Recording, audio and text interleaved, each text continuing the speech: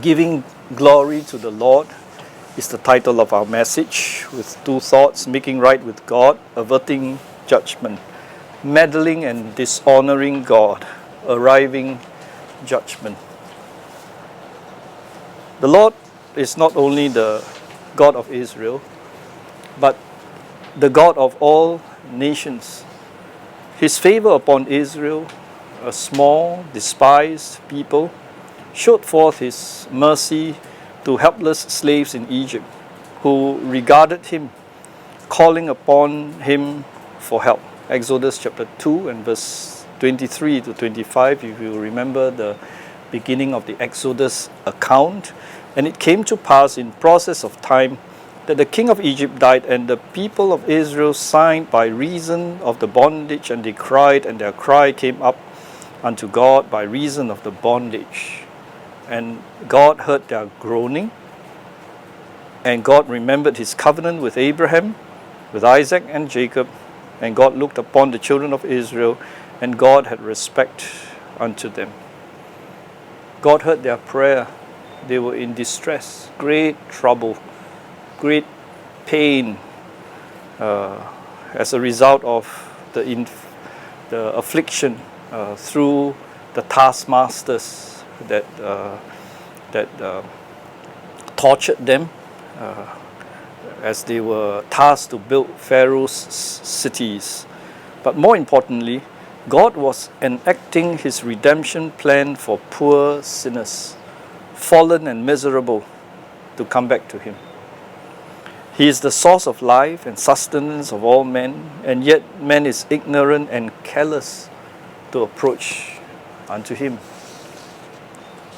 But God's love for fallen men was so pure and precious. He nonetheless provided to man a way by which otherwise cannot safely approach a holy God without incurring His wrath. So this we will see in our text. Israel was delivered by the Lord from slavery and was established as a nation before God and men. Israel left their first love, the God who saved them, and went after idols, crowning themselves as God and living on the Lord's expenses without acknowledging Him. The glory of the Lord departed from Israel because Israel did not honor the Lord. The Lord saved them and exalted them, and they strayed from Him instead of doing His holy will to witness as a nation for Him to the nations of the world. That was the reason why God called Abraham to establish a nation when God scattered all the nations to the far corners of the earth. It was a gradual, slippery descent from the time of Joshua, when Israel possessed the promised land, and their subsequent departure from the Lord. Judges 1:21 verse 25 says, "In those days there was no king in Israel. Every man did that which was right in his own eyes." Israel did not purge the land of sin, but allowed sin to manifest and infest the land. Judges 21 verse 25. And in those days, Judges 1 verse 33, I give you an example. "Neither did Naphtali drive out the inhabitants of Bethshemesh, nor the inhabitants of Beth Anath, but he dwelt among the Canaanites, the inhabitants of the land. Nevertheless, the inhabitants of Bethshemesh and of Beth Anath became tributaries unto them." So they did not purge the land of sin. They let sin to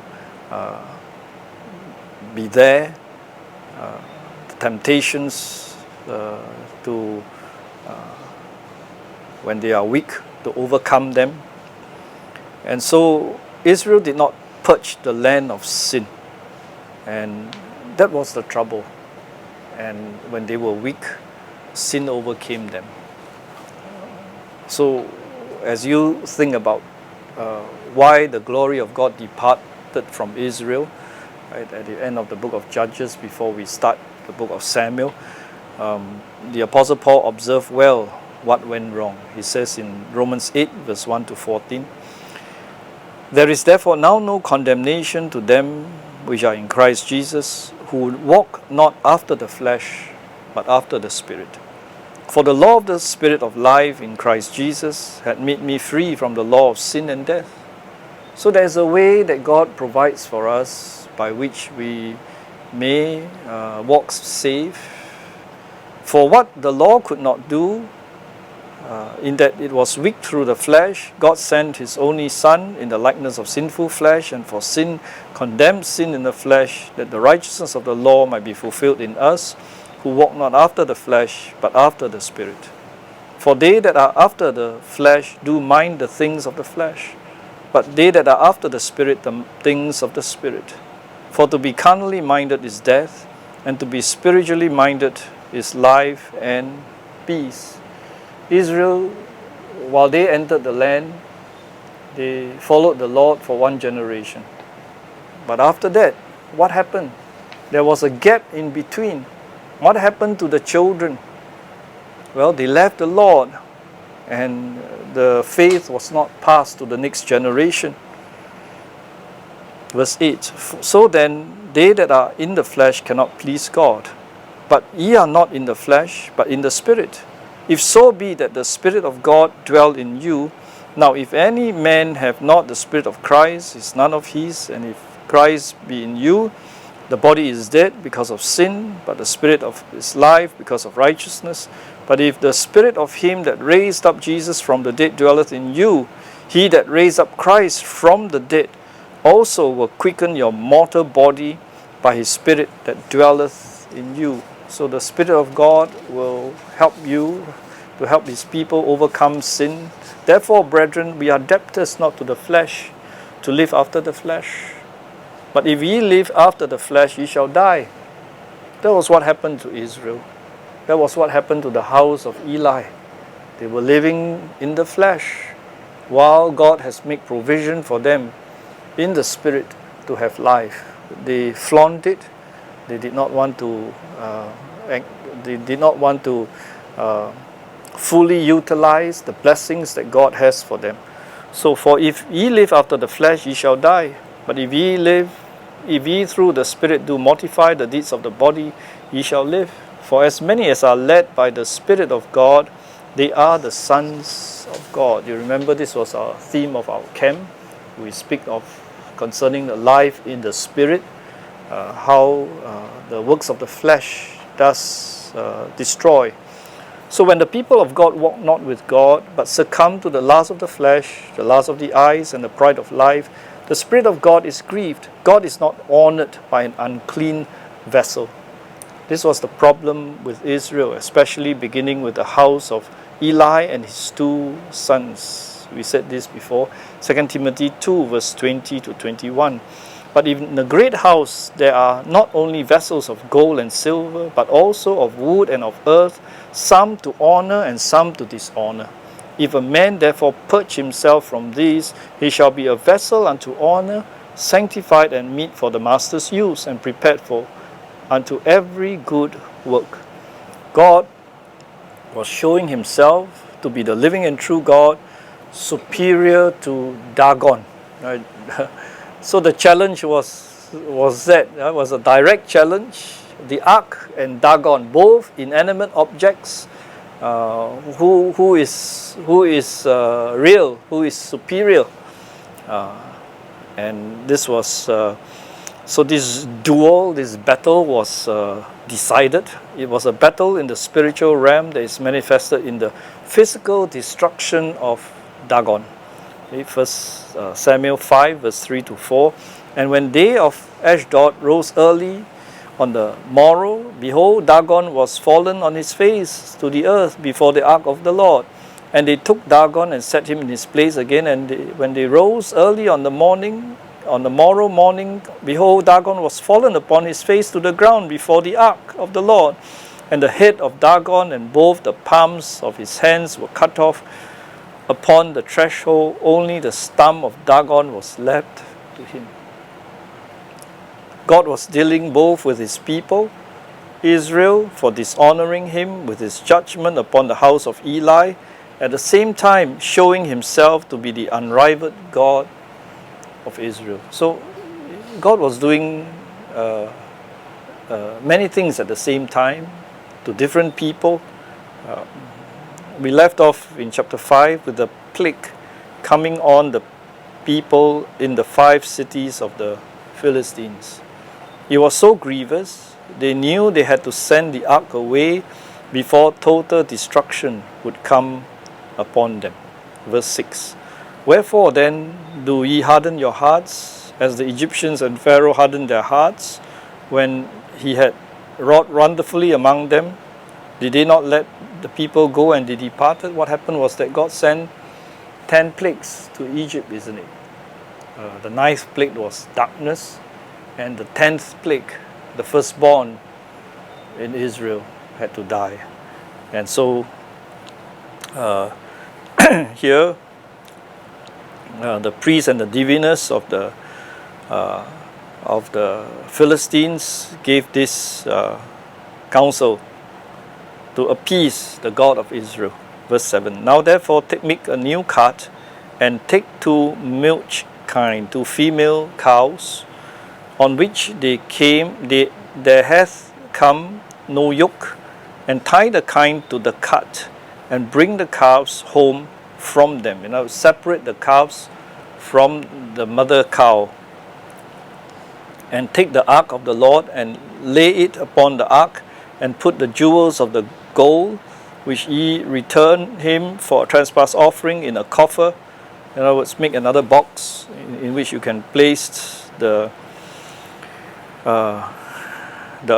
trespass offering by the side thereof, and send it away that it may go, and see if it goeth up by the way of his own coast to Bethshemesh. Then he hath done us this great evil. But if not, then we shall know, then we shall know that it is not his hand that smote us, it was a chance that happened to us. So they wanted to ascertain what happened. Why suddenly all the trouble that came to them? Why suddenly all the diseases? Why suddenly all the death? Why? What's wrong? What's the problem? What's the problem? Making right with God, that's the first thought. Averting judgment. Verse 1. And the ark of the Lord was in the country of the Philistines 7 months. So the story from chapter 5 was that the ark was taken by the Philistines in the battle with Israel, and it has been there for already 7 months. And in chapter 5 we knew what took place, all the plagues that happened, and the Philistines called for the priests and the diviners, saying, What shall we do to the ark of the Lord? Tell us wherewith we shall send it to his place. And they said, If ye send away the ark of the God of Israel, send it not empty, but in any wise return him a trespass offering, then he shall be healed, and it shall be known to you why his hand is not removed from you. Then said they, What shall be the trespass offering which ye shall return to him? And they answered, 5 golden emerods. The tumor that was upon them. They make a golden tumor, right, to represent the affliction that they went through. And 5 golden mice, according to the number of the lords of the Philistines, for 1 plague was on you all and on your lords. Wherefore ye shall make images of your emerods and the images of your mice that mar the land, and ye shall give glory unto the God of Israel. Peradventure he will lighten his hand from off you, and from off your gods, and from off your land. So the diviners and the priests, the ark, gave the advice. The men of the dark side knew the power of God is irresistible. Right? The devil knew the Lord. When the Lord was on earth, the devil knew. The devils were afraid of the Lord. Okay? The only way was to admit their offense toward the God of Israel, and to seek to find a way to appease his wrath that had been so fierce toward them. Wherefore then do ye harden your hearts as the Egyptians and the Pharaoh hardened their hearts when they had wrought wonderfully among them? Did they not let the people go and they departed? So do not continue to resist anymore. Submit to God, and you'll be spared. They did their homework and understood the consequence of offending the God of Israel from the historical records of the Exodus. So they knew what happened. The people of the land knew. There was a whole big group of people that came out of Egypt. It's not so easy to hide such a big group of people, and how they possessed the land. So the priests and the diviners were supposed to be the best acquainted both the rules of wisdom, Matthew Henry observed, and with the rites of worship and atonement.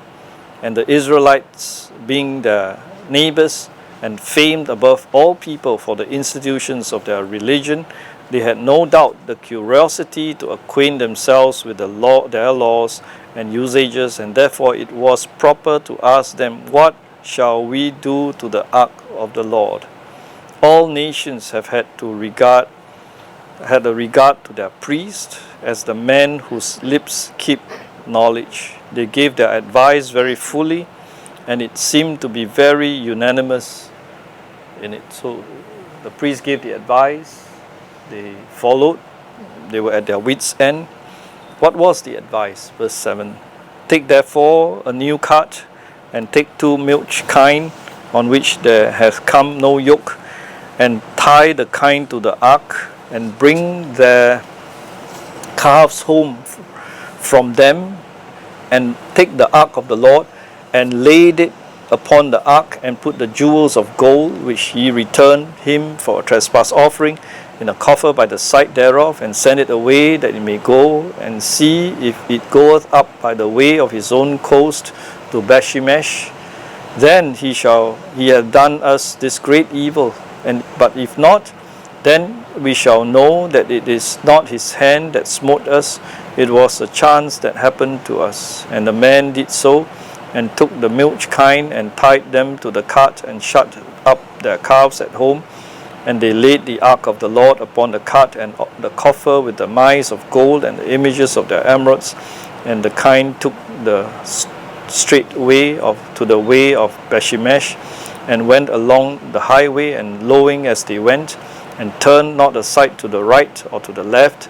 And the lords of the Philistines went after them unto the border of Bethshemesh, and they of Bethshemesh were reaping their wheat harvest in the valley, and they lifted up their eyes and saw the ark, and rejoiced to see it. And the ark came into the field of Joshua a Bethshemite, and stood there where there was a great stone, and they clave the wood of the ark, and offered a burnt offering unto the Lord. The wise men decided that the nation had to send appeasement gifts to the Lord in the form of golden models of mice and the tumors. If the cows didn't head for Israelite territory, the Philistines could always reclaim their gold. But if the cows went over the border into Israel, the Lord would be appeased and wouldn't send Philistia any more plagues. This was the plan given by the priests, and the priest enabled the Lord to receive glory without the lords of the Philistines being embarrassed. When you consider that the cows were nursing their calves and lowing for them, and the cows had never drawn a cart before, the odds were that they wouldn't go down the road that led from Ekron to Bethshemesh. The 5 lords and their wise men had it all figured out. Warren Westby observed very well, he said there. But they were wrong. The lords of the Philistines didn't know the true and living God, but the cows did. They obeyed him. So the cows were led in a mysterious way, in a marvelous way, all the way back to Israel. And Isaiah 1 verse 3 says, "The ox knoweth his owner, and the ass his master's crib. But Israel doth not know, my people doth not consider." You see, Israel was supposed to be the people of God, you see, and this was a later portion. And throughout their history, you see them, departing from the Lord trying to bring them back, and yet they strayed from Him. Why is it that they were so prone to fall into temptation? Why are they so weak? Why are they so put themselves in vulnerable positions all the time? See, why do we put ourselves in vulnerable positions all the time? To allow the enemy to attack us. And so the cart crossed the border and came to the priestly city of Beth-shemesh, where the men were working in the fields harvesting the wheat. Where is Beth-shemesh? Joshua 21 verse 13 to 16 tells us, "And they gave to the sons of Aaron, the priests, Hebron with her suburbs, and to the city of refuge for a slayer, and Libnah with her suburbs, and Jatir with her suburbs, and Eshtemoa with her suburbs, and Holon with her suburbs, and Debir with her suburbs, and Ain with her suburbs, and Juttah with her suburbs, and Beth-shemesh with her suburbs." 9 cities out of those 2 tribes. Verse 15, "And the Levites took the ark of the Lord and left the coffer that was with it, wherein the jewels of the gold were, and put them on the great stone. And the men of Beth-shemesh offered burnt offerings and sacrifices the same day unto the Lord." So they joyfully welcomed the return of the ark, and the Levites took it off the cart and put it on a great stone in the field. Verse 16, "And the 5 lords of the Philistines had seen it, and they returned to Ekron the same day, and these are the golden emerods which the Philistines returned for a trespass offering unto the Lord, for Ashdod 1, for Gaza 1, for Ekron 1, Ashkelon 1, for Gath 1, and for Ekron 1. And the golden mines, according to the number of the cities of the Philistines belonging to the 5 lords, both of fenced cities and of the country villages, even unto the great stone of Abel, whereon they set down the ark of the Lord, which stone remaineth unto this day in the field of Joshua the Beth-shemite." Grateful that the throne of God had been restored to His people, the Levites offered the cows as burnt offering to the God of Israel. But in their joy, they ignored the fact that only male animals could be legally offered. Leviticus 1 verse 3, "And if his offering be a burnt sacrifice of the herd, let him make a male to offer a male without blemish. He shall offer it of his own voluntary will at the door of the tabernacle of the congregation before the Lord." Other men from other cities brought additional sacrifices, and they put the golden gifts on the rock and offered it to the Lord. You see, Shiloh has already been destroyed. There was no sanctuary there for worship. So they used this large rock as an altar, and the Lord accepted their offering. And what the Lord was looking for, indeed, as Wesby puts it, a broken and a contrite heart, not a slavish obedience to the letter of the law. Psalm 51 verse 15 to 17, "O Lord, open thou my lips, and my mouth shall show forth thy praise. For thou desirest not sacrifice, else would I would have given. Thou desirest not a burnt offering. The sacrifices of God are a broken spirit, a broken and a contrite heart, O God, thou wilt not despise." So when Israel was slaves in Egypt, they came to beg the Lord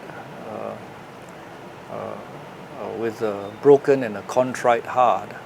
But when they were in the land, it was quite different. Their attitude towards the Lord was quite different.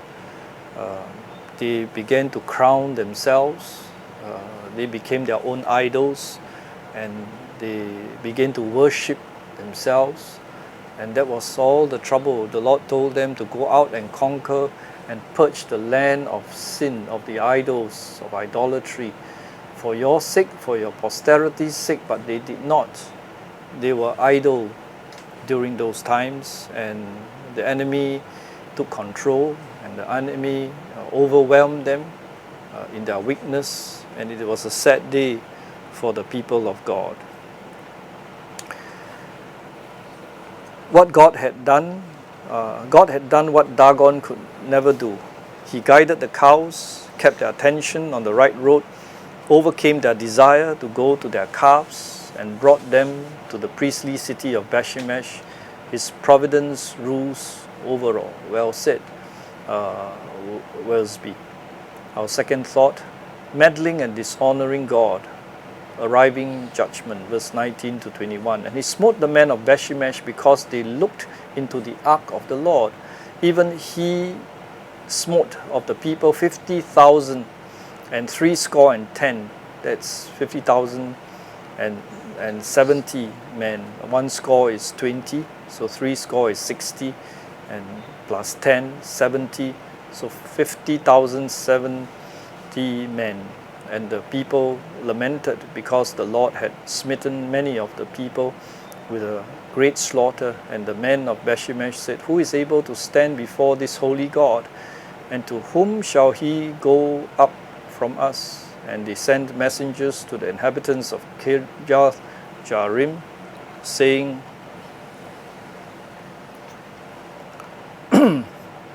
"The Philistines have brought again the ark of the Lord. Come ye down and fetch it up to you." So the men of Bethshemesh should have covered the ark, because it wasn't supposed to be seen by anyone except the high priest. And this mistake was costly. Some of the people became curious and looked into the ark and were slain. And if the pagan Philistines were judged for the way they treated the ark, how much more responsible were the Jews who knew the law and were living in a Levitical city? More culpable, isn't it? And God's judgment came upon the city. The sin of the men of Bethshemesh. They looked into the ark of the Lord. Matthew Henry observes well. It says, "Yet they did not content them. They might see it, but they would go further. They would take off the covering, and it is likely was nailed or screwed on and looked into, and under pretense of seeing whether the Philistines had not taken the 2 tables out of it and some way damaged them, but really to gratify a sinful curiosity of their own, which intruded into those things that God had thought fit to conceal from them. It was a great affront to God for vain men to try to pry into and meddle with the secret things which belong to God, which belong not to them." Colossians 2:18.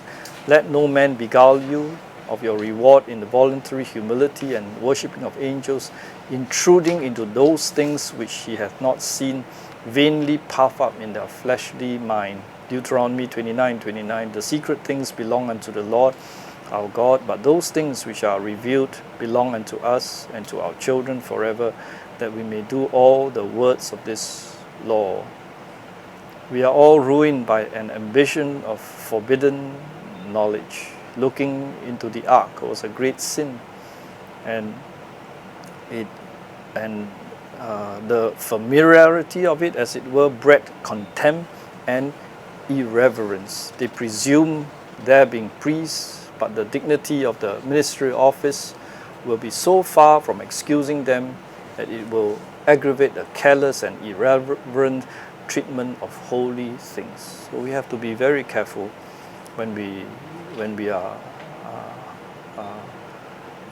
doing the things of God. And their punishment for their sin, he smote the men of Bethshemesh, many of them, with a great slaughter, and they did not honor the Lord, and the Lord took them. The ark was brought to Kirjath Jearim. and remain in the home of Abinadab's son Eliezer, who was consecrated to guard the ark. It would be there for perhaps 100 years until 1104 BC, when David brought the ark to Jerusalem. And so that was the situation with Israel. It was a situation when the Lord did